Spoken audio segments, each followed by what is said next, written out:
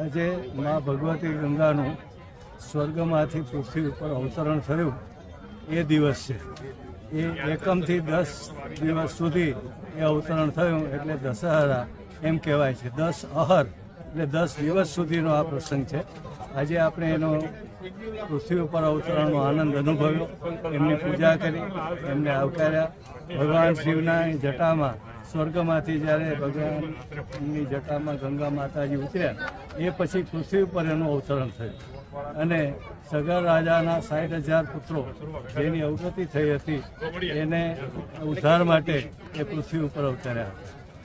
સગર રાજા અને એમના વંશજો 4 પેઢી સુધી અતિ તપસ્યા કર્યા પછી મા ભગવતી ગંગા એ પૃથ્વી ઉપર અવતર્યા અને ભગીરથ રાજાના સમયમાં એ પ્રસન્ન થયા અને ભગીરથ રાજાના આગેવાનીમાં એ પૃથ્વી ઉપર છે પાતાળ સુધી ગયા.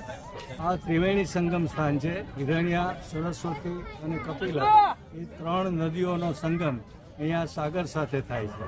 એટલે ગંગા યમુના જેટલું જ એ પવિત્ર મનાય છે. આજે ગંગા દશેરાનો મહાપર્વ છે. જેઠ સુદ દસમ અને આજે રવિવાર અને જ્યેષ્ઠ મહિનાની દસમને દિવસે ગંગા દશેરા ભગીરથીએ પૃથ્વી પર ગંગાજીને અવતરણ કર્યું હતું. જીવોના મોક્ષ અર્થે અને જીવોના આત્માને શાંતિ અર્થે ભગીરથે પૃથ્વી ઉપર ગંગાજીને લાવ્યા હતા. ત્યારથી આજે જ્યેષ્ઠ સુદ દસમને દિવસે આ મહાપર્વનો ઉત્સવ થઈ છે.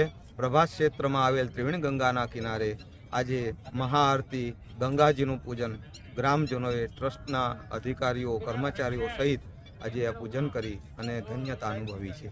ગંગાજીનું અવતરણ નાની બાળાઓ જે દેવી સ્વરૂપ છે એના દ્વારા ગંગાજીનું અવતરણ જે થતું હોય એ પ્રમાણેનું દરેક બાળાઓએ ગંગાજી ભગવાન શિવજી ઉપર અભિષેક કરીને દરેકને યાદી અપાવી, દરેકને સ્મરણ કરાવ્યું કે આજે ગંગાજીનું પ્રાગટ્ય થયેલું છે.